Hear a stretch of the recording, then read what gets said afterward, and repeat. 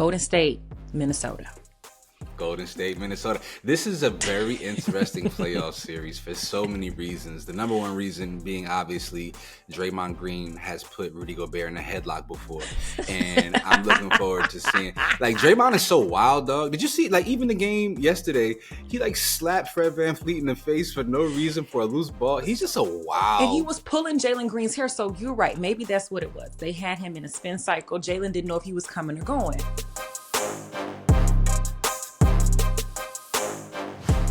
So the stage for the NBA Conference semifinals is set. In the East, you have the Pacers and the Cavs. Indiana, of course, is already up 1-0 in the series. And the Celtics versus the Knicks. In the West, it's OKC in Denver and the Timberwolves going up against the Golden State Warriors. Now, before we get into those matchups, let's start in Houston last night, Rodney, with Golden State routing the Rockets. A lot of talk is on Jalen Green right now and his impact on this team. Do you feel like Jalen has been a bit of a disappointment in this series? Yeah, for sure. He had one game where he had 38 points, and then beyond that, his next game high was 11 points. Single digits in 5 of these games in this playoff series. Just not a good performance by a guy who's supposed to be the catalyst for the Houston Rockets offense. And now, you know, as the Houston Rockets head into the offseason, he's trade bait. Right, he's somebody that teams that Houston's going to dangle out there to see what they can get back in return. Is that enticing enough for the Milwaukee Bucks to go out, maybe perhaps get Giannis? Is KD somebody they can go out and get? I think he really missed an opportunity to solidify himself in Houston, and he'll likely be on the move. What do you think? Yeah, I absolutely agree with you. Just seeing the numbers, I'm like, wait a minute. Like, he has not shown up at all in this series, and you all were supposed to win that. Y'all were supposed to take that. No, they weren't. They could have. Nah, could have. They could have.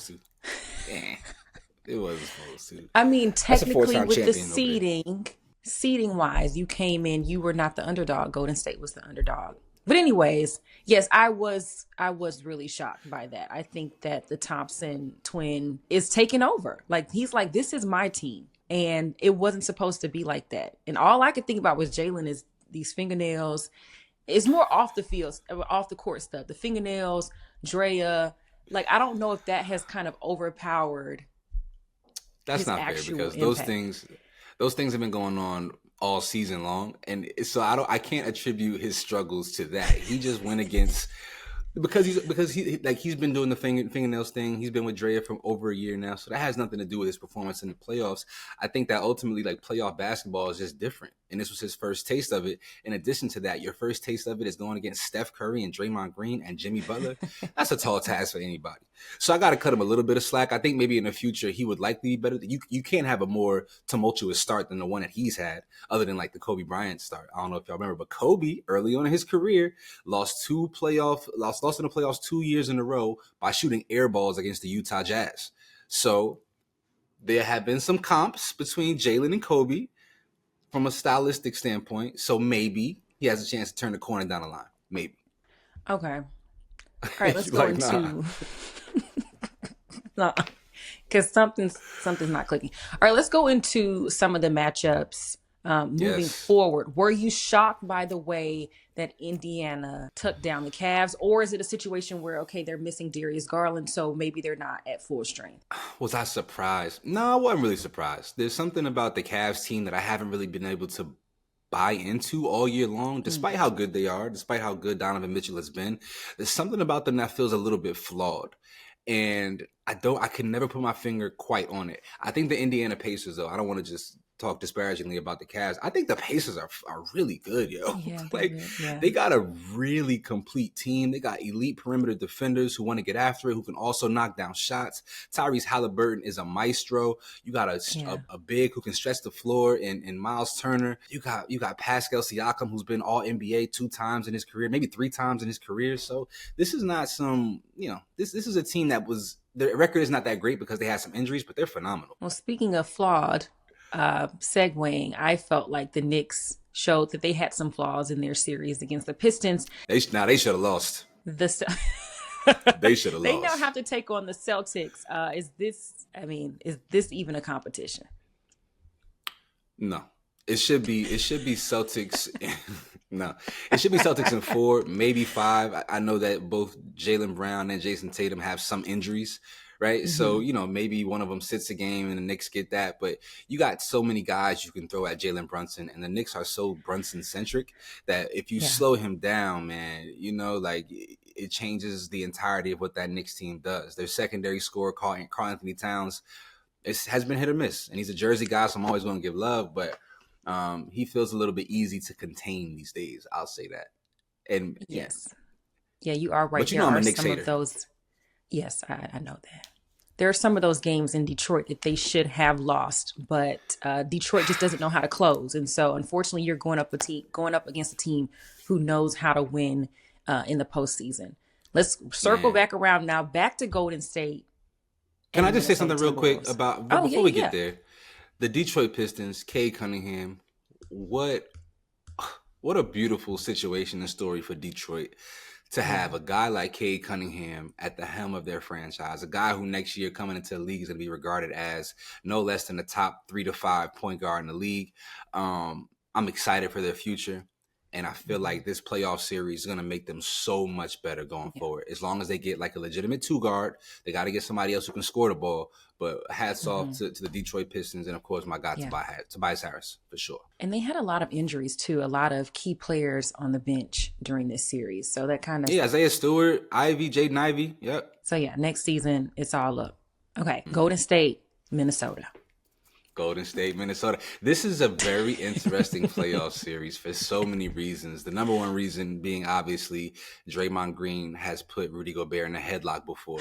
And I'm looking forward to seeing, Draymond is so wild, dog. Did you see, even the game yesterday, he slapped Fred VanVleet in the face for no reason for a loose ball. He's just so wild. And he was pulling Jalen Green's hair. So you're right. Maybe that's what it was. They had him in a spin cycle. Jalen didn't know if he was coming or going. Yo. The mind games. It was really, they were wrestling out there. Everybody. Yeah, because, you look at Steph Curry, you think it's sweet, but Steph is a different kind of killer. As it pertains to the Wolves and Warriors, man, this is a hard series for me to call because the Wolves have a lot of elite perimeter defenders, and the number one guy, Anthony Edwards, really feels like in any playoff series that he's in, that he's the best player. And I don't know if the Golden State Warriors have anybody to slow him down. In addition to that, the Warriors, much like the Lakers, are struggling with having an inside presence. They don't have a big body that's in their rotation like that. And, we saw that how the Wolves dominated the Lakers in Game 5 with Rudy Gobert, inside presence, dominant. And so, you hope that the Warriors maybe dust off Kevon Looney or Trace Jackson Davis. But I kind of got Wolves in 5. Wolves in 5. See, I just hate that Golden State obviously has been here before many times. They know what to do. They understand the importance of these games. And I feel like if Minnesota loses this, it's because they lost it themselves. I could see Minnesota being in a situation where they're so big now. They're on top. We've seen it before. They're on top. You're coming off a big win over the Lakers, who people had put them in the championship. So you taking down the Lakers. Ant is on top. He walking through the streets of LA talking his funny. Okay. And I'm just scared that they need to just bring it down and really focus on what's the main thing, because Golden State is not going to go down without a fight. Literally, they gonna fight. It sounds like you want them to enter this series with a little humility. And I think that's a poor form. No, not for the Timberwolves. For anybody else, I'm okay with that. But for Minnesota, I have seen it. If you're talking about last year's playoffs, is that what you're referring to? In years before. They hadn't made the playoffs the year before that. So it was just last year. It's really just last year. No. It wasn't, because why are you forgetting Pat Bev on the thing winning the play-in? Anthony Edwards wasn't on that team. Was Anthony Edwards on that team? That was a whole different team. Pat Bev ain't on the team no more. Neither is Karl Anthony Towns. This is a whole new team. Okay, it's kind of like, whatever this team was 10 years ago, 5 years ago, it has no bearings on the current iteration of this team. I'm just saying, but people always say the New York Knicks, man, you got to play gritty New York style basketball. And it's just they've had success with that in the past. But if there's an entire new roster on the team, then why does it matter what the previous team used to do? I'm just saying, I think with Anthony Edwards, a guy who's that brash, you have to let him live the full breadth of his insane amount of confidence. You got to let him be confident out loud. And that's going to trickle down into everybody else on that roster. And they will need it going against this Warriors team. Jaden McDaniels will need the ultimate level of confidence in matching up against Jimmy Butler. Rudy Gobert is going to need a lot of confidence going up against Draymond Green. So I need Ant to rub off on his teammates, and they can't be meek. They can't be like, well, those guys are champions and we haven't won, and Pat Bev did the table thing and we lost. Nah. So, but who you got in these series? You putting all the onus on me. Who do you have in Wolves? I'm pretty much agreeing with you. I'm pretty much agreeing with you. Like I said, Knicks, I felt like they showed a lot of their mistakes. They showed a lot of their hand in that last series. So I'm going, obviously, Celtics. Pacers, I think Pacers are going to take this one. I don't think, I feel like the Cavs just don't really have an answer for them. Who else did I say? Okay. Oh, what's going to be interesting? And we didn't really talk about OKC and Denver. We didn't talk about it at all. Now that's going to be really interesting. Why? I like Denver. Why?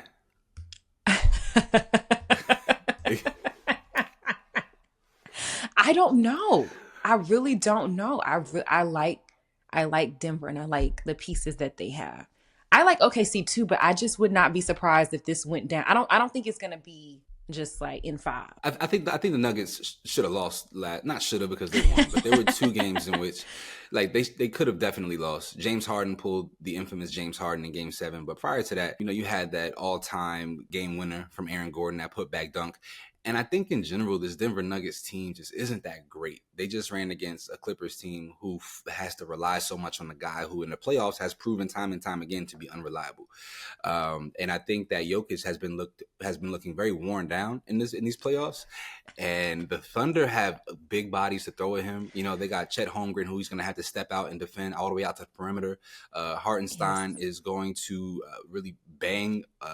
Pause is really going to be banging Jokic and make it tough on him. They just got a lot. Mm-hmm. The Thunder have a lot, and then they have a guy on the perimeter who I think the Nuggets don't have anybody for in SGA, who will be our MVP. They don't have anybody who can slow him down. And I think all those things combined make this kind of an easy series for Denver. I think it would have been a tougher challenge for them to take on the Clippers, if I can be honest, but styles make fights. Yeah, that's all we got, man. I'm excited for the second round of playoffs. I'm excited to see who rises to the occasion. The cream always rises to the top, but it feels like there's so much parity in the NBA these days, and you don't really know who's going to win a championship. We just know we're in for a hell of a ride the rest of the playoffs. But you all let us know your thoughts on who you feel like is going to come out victorious throughout the second round of the NBA playoffs. All right, we want to hear your thoughts, your comments. Let me know if I was wrong on any of my basketball takes or Samaria as well. We appreciate you, Fumble family, and we need to see what y'all thinking out there because we think we right. We think we right. Till next time.